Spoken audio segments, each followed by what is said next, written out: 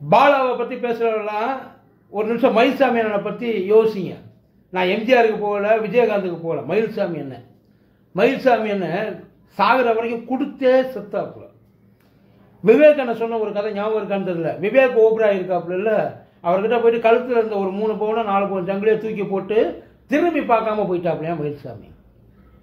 எவனா சொல்லுவோமா? மயில்சாமிக்கு கண்ட இடத்துலேருந்து காசு வருது. அதனால தான் காசை பற்றி கவலைப்படாமல் கண்டமே நீங்கள் வாரி இறங்கிறாப்புல.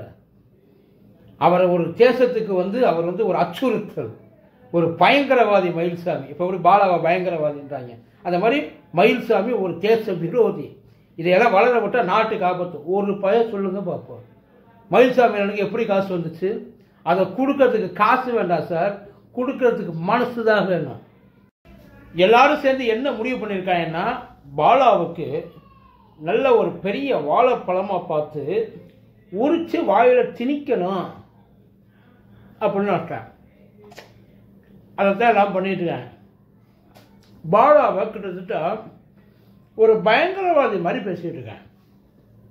சர்வதேச கைக்கூலின்றான், தேச விரோதின்றான், நாட்டுக்கு பயமுறுத்துற ஒரு ப்ராடக்டா பாலா வருவான்றான். அவனை பார்த்தா பயமுறுத்துற மாதிரி இருக்கா, பாப்கார்னை புரியுதுங்கிற மாதிரி இருக்கும். நீங்களும் இப்போ எனக்கு ஒன்று மட்டும் புரியல. நாட்டில் எவன்கிட்ட பணம், அதாவது இந்த ஊழல், வெளிநாட்டிலேருந்து வாங்கி குமிக்கிறது, இந்த பணமெல்லாம் ஊரில் எவன்ட்டு இருக்குன்னு சொல்லிட்டு சாதாரணமாக இருக்க நமக்கு நல்லாவே தெரியும். மினிஸ்டர்ஸு இவங்கெல்லாம் எப்படி இவ்வளோ காலேஜ் வந்துச்சு, எப்படி இவ்வளோ ஃபேக்ட்ரி கட்டுறாங்க, இவங்க எப்படி இவ்வளோ சொத்து வச்சுருக்காங்க, இதெல்லாம் பெரிய கேள்விக்குறி. ஆனால் நமக்கெல்லாம் எவன் மேலே எந்த டவுட்டும் இல்லையோ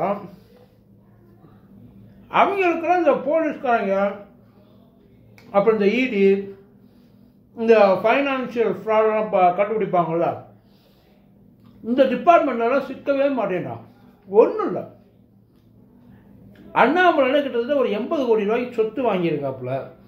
அதோட ஒரிஜினல் வேல்யூ 80 கோடி. ஆனால் அவர் அரசாங்கத்தை ஏமாற்றி 5 கோடி ரூபாய்க்கு தான் பதிஞ்சிருக்காருன்னு ஊரெல்லாம் பேசிக்கிறாங்க. ஆனால் அவரை பற்றி ஒரு பேர் பேச மாட்டேங்கிறான். அவர் வீட்டுக்கு ஏதாச்சும் ஒரு கிளாரிஃபிகேஷன் எப்படிப்பா நடந்துச்சு அதை பற்றி கேட்கறதுக்கு ஒருத்தன் இல்லை. அதை நம்புறதுக்கு பாதி பேர் தயாராக இல்லை. எப்படாலும் காத்துக்கிட்டு இருந்திருப்பாங்க போல. இந்த பாலா என்ன பண்ணான்னு தெரியல. ஒரு படம் நடிச்சுட்டான்னு நினைக்கிறேன். வளர்ந்துட்டு வர்றான், அதே நேரத்தில் நல்ல பேரையும் எடுத்துகிட்டு வர்றான். அவன் மேலே பொம்பளை கேஸ் போடலாமா? இல்லை அவன் மேலே வேறு ஏதாச்சும் போதை கேஸ் போடலாமா? முடியாது, ஏன்னா அதுக்கெல்லாம் ஆதாரம் இல்லையே. எதை வச்சு என்ன பண்ணலாம்? கரெக்ட், காசு செலவழிக்கிறான். கைகூலி, அது சாதாரண கைகூலியில் சர்வதேச கைகூலி. ஆளை பார்த்தா பரோட்டாவுக்கு சால்னாவுக்கு சண்டை போடுற மாதிரி இருக்கான். இல்லை அவ்வளோதான் மேக்சிமம், அதுக்கு மேலே கிடையாது. அவனை சர்வதேச கைகூலி ஒருத்தர் சொல்லிட்டா போது என்ன ஏது அப்படின்றத பற்றிலாம் யோசிக்கிறதே கிடையாது. சாதாரணமாக சார் இவ்வளோ பெரிய பணத்தை சைலண்ட்டாக கொண்டு பாலா முதல்ல நல்லா தெரிஞ்சுங்க. அவன் எதுவும் ஒளிஞ்சு மறைஞ்சு பினாமி பேரில் எதையும் பண்ணலை. என்ன பண்ணுறதா இருந்தாலும் எல்லாரையும் கூப்பிட்டு வச்சு ஃபங்க்ஷன் மாதிரி தான் நடத்துகிறான். மறைச்சிக்கிறச்செல்லாம் பண்ணலை. அப்படிப்பட்டவனை எப்படி அரசாங்கத்தை, அவனை பார்த்து அரசாங்கத்தை ஏமாத்துற மாதிரியா இருக்கு.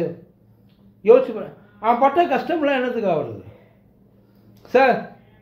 யூடியூப்பில் நல்லா ஒருத்தர் சம்பாரிச்சால மாதம் லட்சக்கணக்கில் சம்பாதிக்கலாம் வெறும் யூடியூப்பில். பாலா மாதிரி ஒரு ஆள் இந்த ஒரு 4 வருஷத்தில் எவ்வளோ சம்பாரிச்சிருப்பான்? குறைஞ்சது ஒரு மாதத்துக்கு ஒரு 5 லட்ச ரூபாயும் 10 லட்ச ரூபா சம்பாரிச்சிருக்க மாட்டான். ஒரு குறைஞ்சது சம்பாரிச்சிருக்க முடிஞ்சிருக்காதுன்னு நினைக்கிறீங்களா? மாதத்துக்கு நான் சொல்கிறேன், ஒரு நாளைக்கு 10 லட்ச ரூபா சம்பாதிக்கிறத பற்றி சொல்கிறேன். ஒரு மாதத்துக்கு 10 லட்சம் முடியுமா? முடியாதா? முடியும்ல. அவனால் செய்ய முடியாத போகிற இடத்துலலாம் அவனுக்கு நிறைய பொருள் உதவியும் கிடச்சிருக்கு. அதை அவனே சொல்லியிருக்கான். ஆனால் நான் வாங்கிறது இல்லை. ஆனால் ஒரு காலத்துக்கு மேலே ஒரு டைம் என்ன பேசுகிறேன் பாலாவை பற்றி, எல்லாத்தையும் கொடுத்துறாரா நீனு உனக்குன்னு கொஞ்சம் வச்சுக்கிறா. ஏன்னா எவனுக்குமே எந்த ஒரு டவுட்டும் பாலா மேல வரல. ஊர்காசை அதான் இது வரைக்கும் எவனாச்சும் பாலா என்ன சொல்கிறாங்க, பாலா கொடுத்த எல்லாமே ஃப்ராடுன்ட்டாங்க. பாலா பூரா ஓலா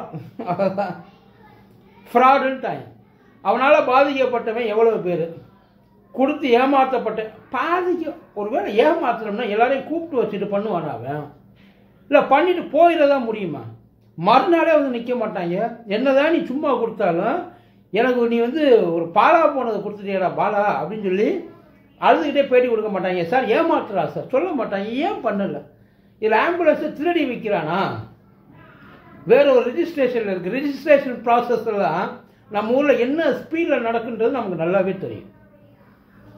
கவர்மெண்ட் ப்ராசஸ் வாங்கி கொடுத்தா அதுக்கப்புறம் அவன் கொடுத்தவன் இதை அவனால் பயனடைஞ்சவன் ஒருத்தன் வந்து பாலா மேலே ஏதாச்சும் ஒரு புகாரை கொடுத்துருந்தானா, எவனாச்சும் ஒருத்தன் கேவலமாக பேசியிருந்தானா, பாலாவோட அந்த நண்பகத்தன்மை அவங்க யாரும் வந்து இந்த விஷயத்தை சொல்லியிருந்தா பரவாயில்ல சார். அவங்க யாருமே இதை பற்றி பேசவே இல்லை. வேடிக்கை பார்த்துருந்தாங்க பார்த்தீங்களா? வெறிக்க வேடிக்கை பார்த்துருந்தாங்க பார்த்தீங்களா? அவங்க மட்டும்தான். ஐயா அவன் சர்வதேச கைகூலியாக இருக்கட்டும்.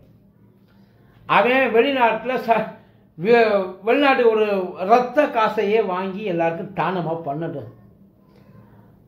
இருக்கிறவன் வயிற்றுல கூட்டிக்கிட்டு அவன் இந்த வேலையை பார்க்கலையே.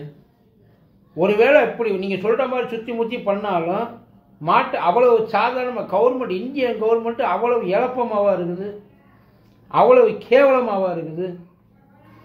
இல்லை இன்னொரு தேவை கேட்குறேன். அப்படி ஒரு வேளை பாலாவை பிடிக்க முடியலன்னா கண்ணுக்கு முன்னாடியே இவ்வளவு தூரம் வந்து சட்டவிரோதமாக ஒருத்தர் செய்ய முடியுதுன்னா கண்ணுக்கு தெரியாமல் செய்கிறதெல்லாம் இவங்கெல்லாம் எப்படி பிடிப்பாங்கன்னு நாங்கள் நம்புறோம். ஆதாரத்தை எவனாச்சும் பேசுகிறான்னா அவனுக்கு தோணுனதை எல்லாம் தூங்கும் போது கனவுல வந்ததையெல்லாம் ஆதாரமாக எடுத்து வச்சு பேசிக்கிட்டு இருக்காங்க. அவனை போட்டு அடிச்சுக்கிட்டு இருக்காங்க. ஒன்றும் இல்லை, மயில்சாமி அண்ணன் எடுத்துங்க. நான் எம்ஜிஆருக்கு போகலை, விஜயகாந்துக்கு போகலை. மயில்சாமி அண்ணன் வாழ்க்கை முழுசும் கொடுத்தே வாழ்ந்தாப்புல, கொடுத்தே செத்தாப்புல. ஏதுல அந்த மனுஷனுக்கு அவ்வளோ காசு? திடீர்னு ஒரு கழுத்தில் இருக்க 5 பவுன் சங்கிலி, விவேக் சொன்னது 5 பவுன் சங்கிலி தூக்கி போட்டு வந்துட்டான விவேக் ஓபராயிட்ட அந்த மனுஷன். எவனுக்காச்சும் அந்த மனசு வருமா? பேசுவோமா? அந்த மயில்சாமி காசு கண்ட இடத்துலேருந்து வருது, அதனால தான் அந்த ஆள் வந்து எதை பற்றி கவலைப்படாமல் தூக்கி போட்டான். சொல்ல முடியுமா வாயை திறந்து? யோசிச்சு பாருங்க சார்.